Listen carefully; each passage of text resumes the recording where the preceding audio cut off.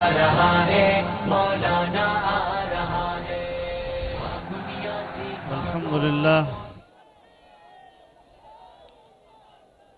الحمد لله وكفى وسلام على عباده الذين اصطفى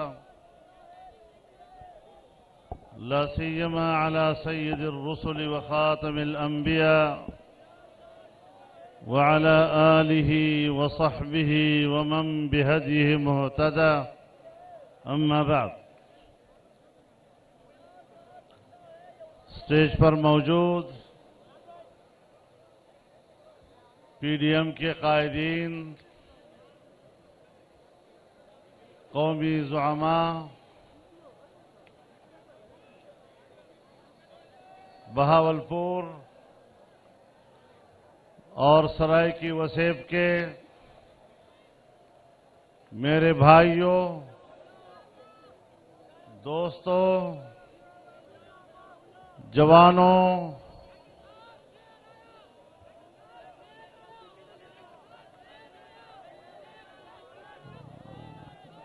سرائیکی وسیب دے بھراواں کو میری طرف تو ست بسم اللہ۔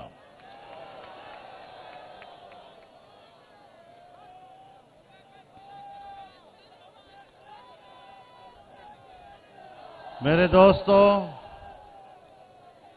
آج بہاولپور کی تاریخ میں یہ عظیم الشان ریلی، جس میں ہر طرف سے عوام نے شرکت کی، موجودہ جعلی حکومت پر عدم اعتماد کا اظہار کیا، اور یہ صرف آپ کے اجتماع سے ہی نہیں، آپ نے بار بار جعلی وزیر اعظم کو یہ کہتے ہوئے سنا کہ فوج میری پشت پر ہے۔ اس بات کا اعتراف ہے کہ عوام اس کی پشت پر نہیں ہیں۔ اور پرسوں آپ نے ایک تصویر دیکھی ہوگی جہاں ان کے دونوں طرف جو دو بڑے بیٹھے ہوئے تھے، ان کو وہ ایک شاعر کی زبان میں کہہ رہا تھا، تو میرا بوتھا دیکھ حالات نہ پوچھ۔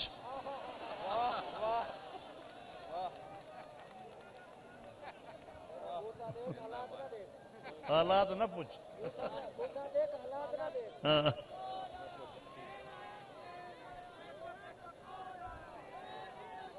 میرے دوستو، پاکستان ڈیموکریٹک موومنٹ پاکستان میں آزاد جمہوری فضاؤں کو بحال کرنے کی جدوجہد کر رہی ہے، اور اس عظیم مقصد کے لیے یہ ایک قومی تحریک ہے، اور پاکستان کی تمام سیاسی جماعتیں آج اس پلیٹ فارم پر متحد ہے۔ میرے دوستو، میرے بھائیوں، چند دن پہلے پی ڈی ایم کا سربراہی اجلاس تھا، اور پوری حکومت اور حکومت کے تمام ایوانوں میں اس بات کا انتظار ہو رہا تھا کہ شاید پی ڈی ایم میں اختلاف ہوگا، پی ڈی ایم ٹوٹ جائے گا۔ لیکن جب ہم نے فیصلے کیے اور ایک آواز کے ساتھ ہم باہر نکلے، تو جیسے ان کے گھروں میں ماتم بچھ گیا، اور انشاءاللہ ان کے گھروں میں یہ ماتم برقرار رہے گا۔ عوام بھوکے مر رہے ہیں،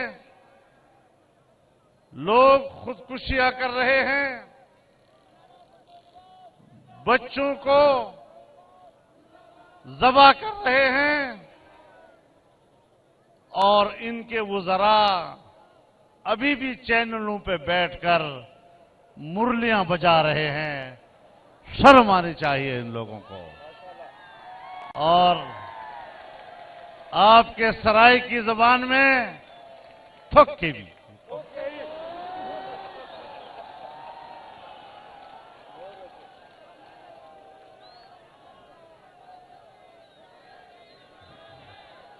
میرے دوستو،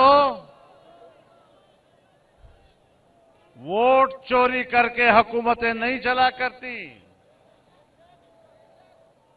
عوام کا نمائندہ بن کر آنا پڑے گا اور انشاءاللہ عوام کے نمائندے یہی ہیں جو آج پی ڈی ایم کے پلیٹ فارم سے آپ سے مخاطب ہیں. بہاولپور کے میرے بھائیوں، سرائے کی وسیب کے میرے بھائیوں، جب یہاں صوبے کی تحریک کا آغاز ہوا، لوگ ابھی سوچ رہے تھے کہ اس پر ہم کیا فیصلہ دیں. میں نے یہاں بہاولپور میں آ کر جلسے عام میں آپ کے صوبے کی حمایت کا اعلان کیا تھا، اور میں آج بھی اپنے اس اعلان کا اعادہ کرنے کے لیے آپ کے سامنے کھڑا ہوں.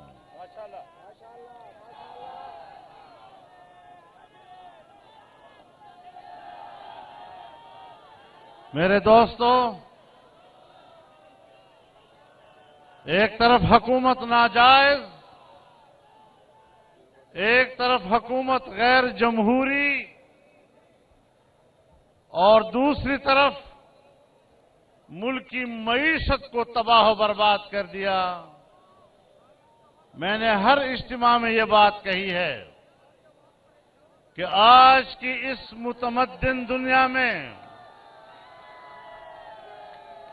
آج کی اس متمدن دنیا میں ریاستوں کی بقا کا دار و مدار مستحکم معیشت پر ہوا کرتا ہے. جہاں میاں نواز شریف صاحب کی حکومت آخری سال کا بجٹ پیش کر رہی تھی تو اگلے سال کے لیے سالانہ ترقی کا تخمینہ 5.5% بتا رہی تھی، اور اس سے اگلے سال کے لیے 6.5% کا تخمینہ بتا رہی تھی. یہ نااہل آئے، ان نااہلوں نے پہلا بجٹ دیا 5.5% ترقی کی شرح، تو دور کی بات 1.8% پر آئے، اور جب دوسرا بجٹ پیش کیا تو 0 سے بھی نیچے 0.4% پر آ گئے. اور یہ کیفیت آئندہ چند سالوں میں اگر یہ حکمران رہے تو مزید برقرار رہ سکتی ہے. میرے محترم دوستو، انہوں نے ناکام پالیسیوں کے نتیجے میں کشمیریوں کو مودی کے جبر و ستم پر چھوڑ دیا ہے. یہ کشمیر فروش ہیں، اور ہم نے اعلان کیا ہے کہ انشاءاللہ 5 فروری کو اپنی روایات کو برقرار رکھتے ہوئے پاکستانی قوم کشمیری بھائیوں کے ساتھ یکجہتی کا دن منائے گی، اور پی ڈی ایم کی سربراہی میں ملک بھر میں کشمیریوں سے یکجہتی کے لیے ہر بڑے شہر میں مظاہرے کیے جائیں گے، اور بتایا جائے گا کہ اس سرکار نے جعلی سرکار نے کشمیر کو بیچا ہے، یہ کشمیر فروش ہے. اور اس لیے کشمیر فروش ہے کہ ابھی ان کی حکومت نہیں آئی تھی. کشمیر کو 3 حصوں میں تقسیم کرنے کا فارمولہ عمران خان نے پیش کیا تھا، کسی اور حکمران نے پیش نہیں کیا تھا۔ میرے دوستو، کشمیر کو ہڑپ کرنا اور انڈیا کے ناجائز قبضے کو قانونی حیثیت میں تبدیل کرنا، اسی کے لیے عمران خان نے کہا کہ خدا کرے مودی کامیاب ہو۔ جب مودی کامیاب ہوگا تو مسئلہ کشمیر حل ہو جائے گا۔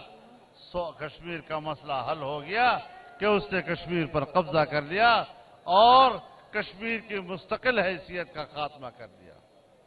تو میرے دوستو، ان کی خارجہ پالیسی کو ذرا دیکھیں کہ ایک طرف وہ کشمیر کو بیچ رہے ہیں اور دوسری طرف یہ جو فارن فنڈنگ کیس ہے جس کو الیکشن کمیشن مسلسل ملتوی کر رہا ہے، یہ فارن فنڈنگ کیس دنیا کے مختلف ممالک سے آئے ہوئے پیسے میں خرد برد کا کیس ہے، جس میں سب سے بڑا پیسہ ان کے پاس اسرائیل سے آیا ہے اور اسرائیل کے اندر قادیانیوں نے ان کے لیے فنڈنگ کی ہے۔ یہ نمائندگی ہے جس کے لیے ہم بار بار کہتے رہے ہیں کہ یہ کس کے ایجنٹ ہیں۔ آپ کو بتانا چاہتا ہوں اور بہاولپور کے اس پلیٹ فارم سے اعلان کرنا چاہتا ہوں کہ انشاءاللہ 21 جنوری کو کراچی میں اسرائیل نامنظور ریلی ہوگی اور دنیا پر واضح کیا جائے گا کہ فلسطین پہلے ہے، فلسطینیوں کی مملکت کی آزادی پہلے ہے۔ پہلے فلسطین کی آزادی کی بات ہوگی، پہلے فلسطین کو تسلیم کرنے کی آزادی ہوگی، پہلے بیت المقدس کی آزادی کی بات ہوگی، پہلے بیت المقدس کو فلسطین کا دارالخلافہ تسلیم کرنے کی بات ہوگی اور انشاءاللہ یہ آواز پاکستان کی سرزمین سے اٹھے گی اور یہ امت مسلمہ کی آواز ہوا کرے گی۔ قائد ملت اسلامیہ حضرت مولانا فضل الرحمان، قائد انقلاب حضرت مولانا فضل الرحمان، میرے محترم تاجدار ختم نبوت، تاجدار ختم نبوت۔ میرے دوستو، ایک طرف ہندوستان ہمارا ایک مستقل دشمن ہے، دوسری طرف جب پاکستان میں چائنا نے 70 ارب ڈالر کی سرمایہ کاری کی، سی پیک کے ذریعے سے پاکستان کو پوری دنیا کا تجارتی راستہ بنایا، 35 ارب ڈالر پاکستان میں بجلی کی پیداوار کے لیے لگائے۔ آج یہ حکومت اسی لیے لائی گئی ہے، اسی ایجنڈے پر لائی گئی ہے، اسی بنیاد پر مغرب کی پشت پناہی اس کو حاصل ہے کہ چین کی اتنی بڑی سرمایہ کاری کو ناکام بنایا جائے۔ سو اس نے سی پیک کے سارے منصوبے کا بیڑا غرق کر کے رکھ دیا ہے اور آج پورے ملک میں سی پیک کا وہی حال ہے جو پشاور میں بی آر ٹی کا ہوا ہے۔ میرے محترم دوستو، ملک کی معیشت کو انہوں نے سمندر میں غرق کیا ہے۔ جب آپ کی معیشت کمزور ہوگی، آج آپ خود بتائیں کہ افغانستان آپ سے منہ پھیر چکا ہے اور پاکستان کی طرف دیکھنے کے لیے تیار نہیں ہے۔ آج ایران پاکستان کا پڑوسی ہونے کے باوجود انڈیا کے کیمپ میں چلا گیا ہے اور آپ خطے میں تنہا ہیں۔ پاکستان کو کہاں لے جایا جا رہا ہے؟ عجیب صورتحال یہ ہے کہ ہندوستان کی معیشت اوپر کی طرف جا رہی ہے، بنگلہ دیش کی معیشت اوپر کی طرف جا رہی ہے، ملائیشیا کی معیشت اوپر کی طرف جا رہی ہے، انڈونیشیا کی معیشت رو بترقی ہے، سری لنکا کی معیشت رو بترقی ہے، بھوٹان کی معیشت آگے بڑھ رہی ہے، नेपाल की मईशत रूब तरक्की है, अफगानिस्तान हमसे कई कदम आगे निकल चुका है, ईरान की मईशत तरक्की कर रही है और इस पूरे माहौल में एक तन्हा पाकिस्तान है जिसकी मईशत डूब रही है। फिर ऐसे हालात में आप बताएं कि ये पाकिस्तान की बका के लिए रिस्क है या नहीं है। यहां मैं एक बात बड़ी वजाहत के साथ कहता चलूं कि जो हुक्मरान कहता है कि फौज मेरी पुष्ट पर है, इसलिए मुझे मौका दिया जा रहा है कि मैं अपनी फौजी क़यादत को निहायत एहतराम के साथ मुखातब करूं कि अगर आप इस नाजायज नाअहल हुकूमत की पुष्ट पर हैं तो फिर अपनी पोजीशन वाज़ेह करें, ताकि हम अगर तहरीक चलाएं तो फिर आपकी तरफ उसका रुख होगा, क्योंकि आप इस जुर्म में शरीक होंगे।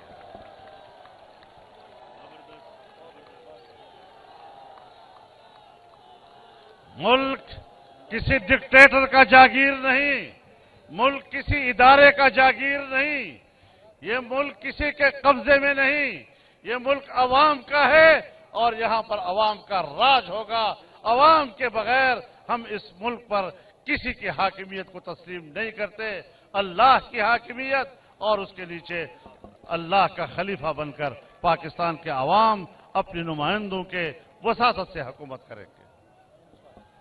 मेरे मोहतरम दोस्तों, हमारी मौक़िफ़ उसूल पर मबनी है। हमने उसूल की बातें की हैं।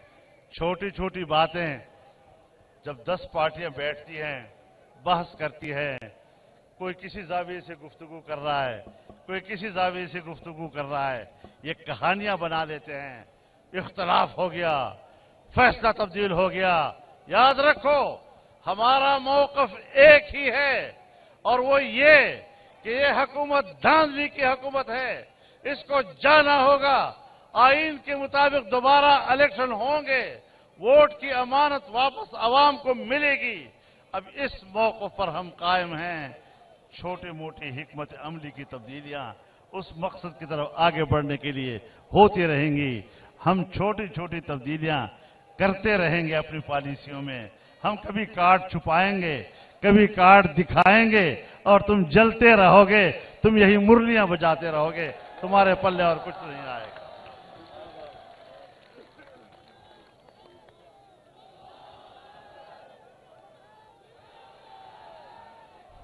मैं हुक्मरानों को बताना चाहता हूं, मैं हुक्मरानों को बताना चाहता हूं कि जो लोग आज पीडीएम के प्लेटफार्म पर खड़े हैं, ये बड़े बालिग़ुन नज़र सियासी लोग हैं, ये अपने कदमों पर खड़े सियासी लोग हैं। और तुम किसी की बैसाखी पर चलने वाले, तुम्हें तो चलना अभी तक नहीं आया, तुमने कौम को सियासत क्या देनी है।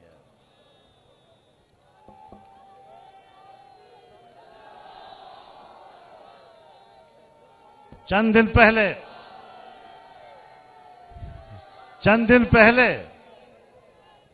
एक इंटरव्यू में मुझसे एक सहाफी ने पूछा कि हुकूमत कहती है कि हम तब्दीली लाएंगे, देखो ना वजारत एक तब्दील हो गई, एक वजारत किसी को, दूसरी वजारत किसी को, तो आप तब्दीली क्यों नहीं मानते।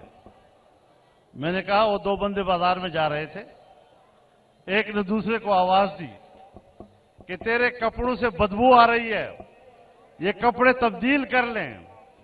तो फिर दोनों ने आपस में तब्दील कर दी। ये उस तरह की तब्दीली है।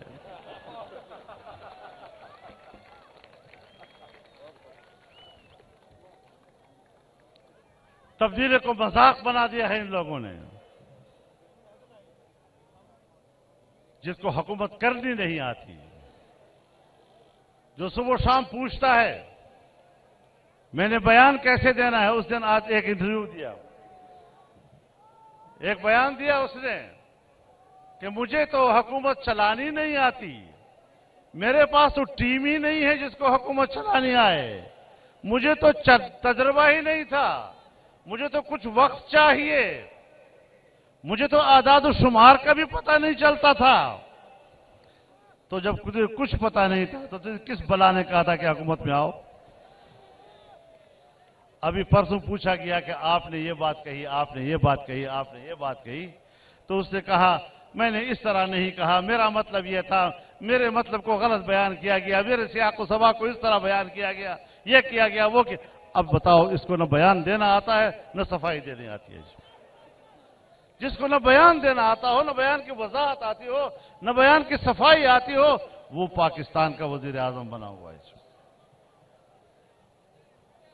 بی بی مریم نے تو کہہ دیا کہ بنی گالہ کے محل کو انہوں نے ریگولرائز کر دیا ہے۔ اس کے گھر میں کچھ اور بھی ہے جس کو وہ ریگولرائز کرانے کی کوشش کر لے تو بہتر ہوگا۔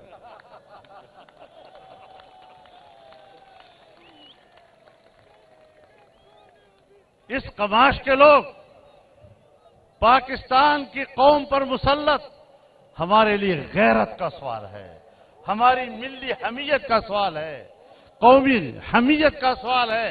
اس قسم کے لوگ ہم پر مسلط ہوں اور ہم برداشت کرتے چلے جائیں، سوال ہی پیدا نہیں ہوتا۔ ہم نے ان کے خلاف تحریک شروع نہیں کی، سیاسی لوگ اس کو تحریک کا نام دیتے ہیں، یہ عام اصطلاح ہے۔ میں کہتا ہوں ہم نے ان کے خلاف جہاد شرعی کا اعلان کیا ہے۔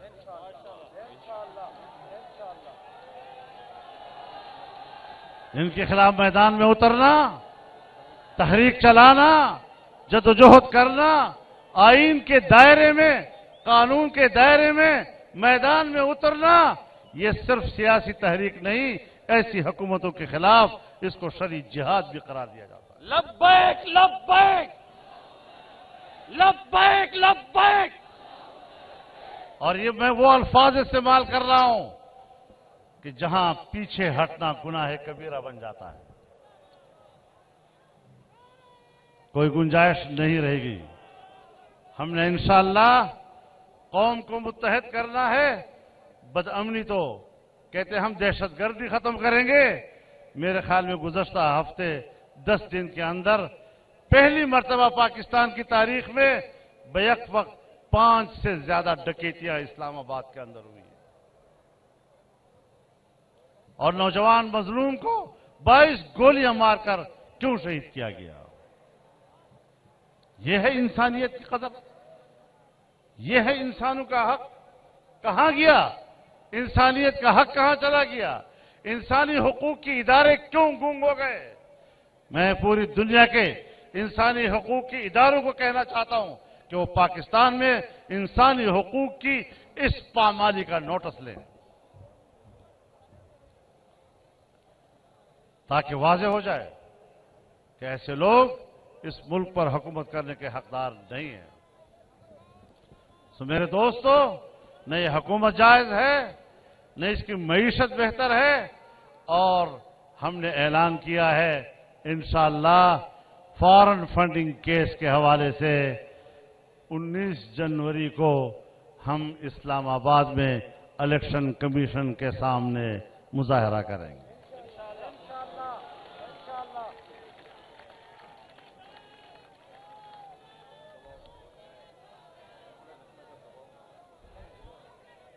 اس 2 سالوں میں اس حکومت میں جو کرپشن ہوئی ہے، میگا کرپشن اس کے لیے بہت چھوٹا رہ گیا ہے۔ نواز شریف کرپٹ ہے، زرداری کرپٹ ہے، اور بابا تو سارا ٹبر کرپٹ ہے۔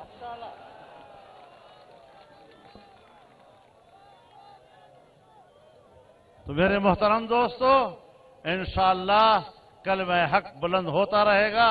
اعلاء کلمت الحق کے لیے ہم اس میدان عمل میں رہیں گے۔ آئین ہمیں جو راستہ دیتا ہے، جو حق دیتا ہے، قانون جو ہمیں حق دیتا ہے، ہم وہ استعمال کریں گے، ڈٹ کر کریں گے، اس وقت تک لڑیں گے جب تک کہ اس حکومت کو سمندر میں غرقاب نہیں کر دیتے۔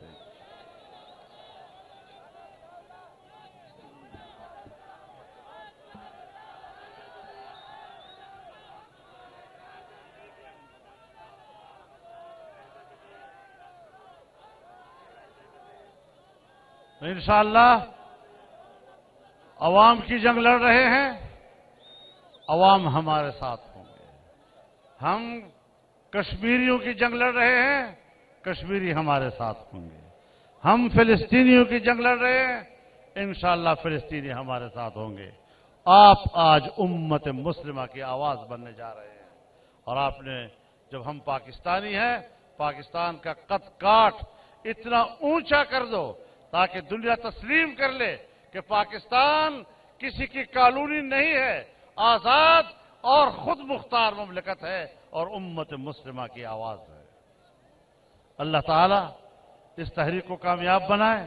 میں ایک بار پھر اس کامیاب ریلی پر آپ کو اور بہاولپور اور سرائیکی وسیب کو مبارکباد پیش کرتا ہوں اور اس کامیاب ریلی پر آپ کو سلام پیش کرتا ہوں. اللہ تعالیٰ قبول فرمائے اور اپنی نصرت سے اللہ ہمیں مالا مال فرمائے. وآخر دعوانا ان الحمدللہ رب العالمین.